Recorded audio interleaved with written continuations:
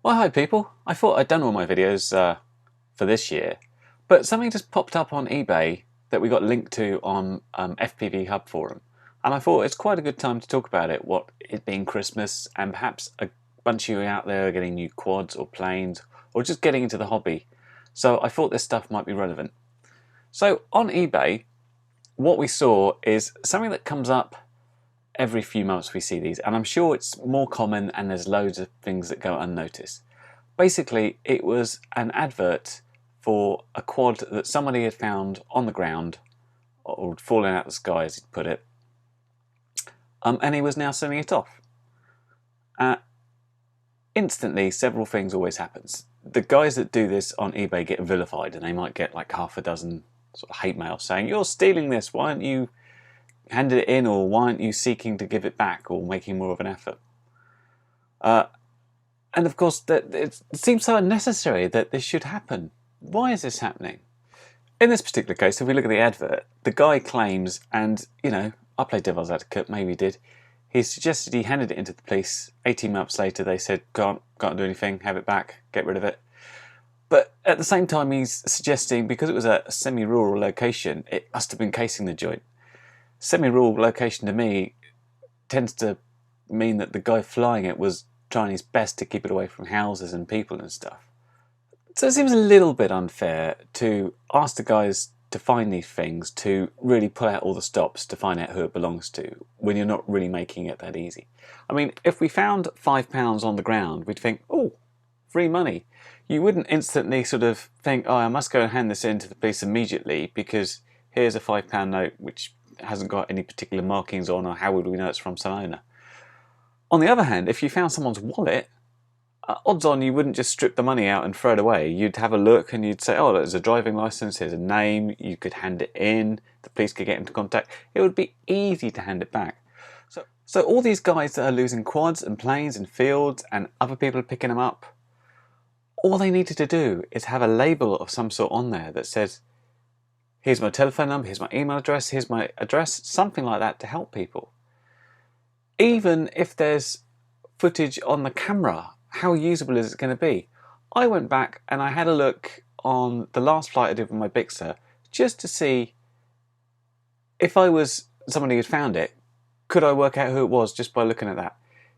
Here's the footage of me. What, so we're looking for some guy in sunglasses and a hat who happens to be upside down at the time. Even if I've turned it up the right way, it's no clearer. So please take my advice. Just put a label on things. Now personally, I use one of these little Dymo labelers. I've had it for ages because I use it sort of on my daughter's bits of things that she takes to school and stuff. And it produces nice little labels like this. On each of my models, I have a label that says, here's my phone number. These aren't my real details, obviously, so I don't get loads of junk mail. I also put in an email address. Again, not my real one. And I have both of those on everything I fly. Now, it's more relevant for something like your plane. Even on a small wing like this, and even with the failsafe set right, if this loses video signal or loses the radio signal, even if the failsafe set to sort of, turn around, the wind gets hold of this, depending how high it is, it could go for kilometers or miles or however long and be really, really tricky to find. So having a label on these sort of things is absolutely crucial. Now, if you're one of the new quad flyers and you got in this hobby because you've seen these things racing and you think, I want some of that, and who can blame you? It's great fun. These are awesome. Now you're probably thinking, well, these are only going like 100 meters around me and I've got this prescribed course and stuff like that. Once again, although these things stay in quite close, you'd be surprised, or perhaps you've been through the experience, anybody that's flown these and had to find them, if the grass is longer than this, knows that these are a real struggle. So it's very easy to get these through a couple of trees or under some leaves or something, and so easy to lose. Even with a beeper, even trying to find the radio signal, it's so easy for the battery to get ripped out and you not be able to use any of that telemetry or anything to find them. So always, always, always put labels on these as well, because Odds on they'll turn up eventually. Someone will be walking a dog and think, what's that I'm standing under? And then find it. You just find this in the woods. What are you going to do? It's like, ooh, what am I going to do with this? You got a name or something stuck underneath. And yes, I've taken mine off because I don't want you knowing all my details. Then you're going to say, oh, we should call this guy and sort it out for them. Even on the tiny little weeny things like this. If you're flying this indoors inside a house, don't worry about it. You know your own house and where to get it. If you're flying this outside, if you are 20 feet away from yourself and this thing goes down, in anything more than, well, moss basically even, it can disappear. This went down today because I was testing out a smaller battery for it, and when it lost power it just went, everything switched off. So there was no video signal, I couldn't spin the motors to try and get any sort of sound from it. 6 feet away from me is where it was, and it took me ages to find it. That's how small these things are. Harder to put a label on these things, but you can just get a little bit of sticker and just write it with that label machine. I can print out really small and get myself a little custom tiny label for it. Now, it's easy to be cynical and think, if somebody finds that it's gone, I'm out of here. They're not going to give it back. Generally speaking, most people are good people and they're quite happy to pick something up and find an email or a phone number on it and give you a call. Yeah, sure, there's bad people out there much more willing to take things, but without a label it kind of makes things easy. There's this psychological barrier about something's been found in the field, it has no identifying marks, features, finders keepers. If it's got your name and address all over it and stuff like that, it's a bit of a harder psychological thing. It's much more like stealing. Well, obviously it is stealing, we know that. But even for someone who thinks finders keepers, that's more of a jump to make, and they're much more likely to give it back. I know there's a little bit of reluctance to this, and I know people who are way experienced and do massive flights and much better than me who don't put labels on. And some of them kind of are along the point of, well, what if it goes down somewhere bad and I get in trouble? I kind of think you can't have it both ways. We can't claim to be able to fly safely even if we're going distance, but not be willing to take responsibility for anything that happens.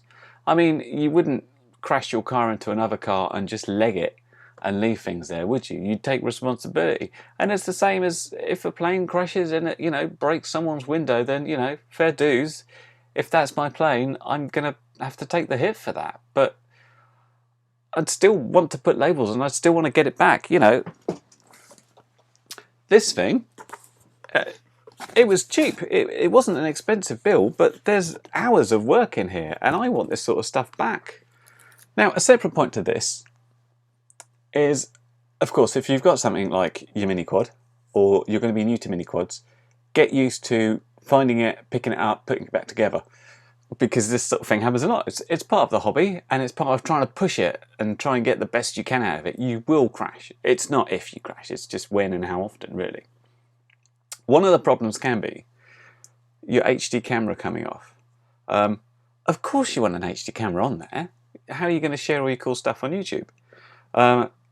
You know, I made a point of putting a tether on mine, so if it flies off, it tries to stay near. Because a while back, I had a Mobius on, I don't know if it's this quad or another quad. Hit a branch, quad went down, Mobius, I thought I'd lost it. Trying to find a tiny black thing like a Mobius in just a 20 feet patch of grass is so difficult.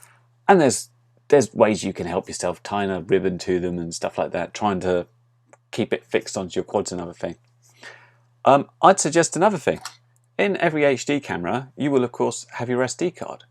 So odds on that somebody that finds your camera in the middle of a field, if it's gone out on its own or even if it's attached to a quad, is going to maybe pop it into their computer and find out what's on it. Maybe they think it's porn and think, what's this going to be? What I do now on each SD card is I have a couple of files on the root directory. One is simply called Please Read Me, and it has a duplicate of the details that I would have. It basically say, hey, thanks for finding my camera. Here's my email address. Hopefully it was attached to this quad, and I put in a thing saying, here's my YouTube link, this is me flying it, this is what I... If you want to, you can explain what you were doing there, because some people can be slightly suspicious, like, oh my god, I found a spy drone.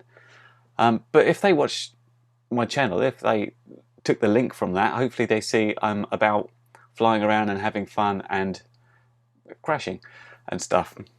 I also have another file called Please Watch Me, and what this has is just me talking to camera, reiterating the same thing and saying, look, here are my details, please email me, please call me, something along those lines. If you put those in all your cameras and your camera goes off and somebody discovers it, they will probably check it and they might find it. I can't say for sure everybody's honest and will give it back, but you've got a far, far higher chance than just like a random bit of your head and trying to expect somebody to find that for you. So please, please, whether you are an experienced guy and fly this stuff a lot, or you're getting a new drone, I hate that word, getting a new multicopter or plane or something for Christmas and you're new to this hobby, write something on it. Give it some identifying mark, so if you lose it, somebody will be able to say, oh look, we can get in contact with the owner and help them out.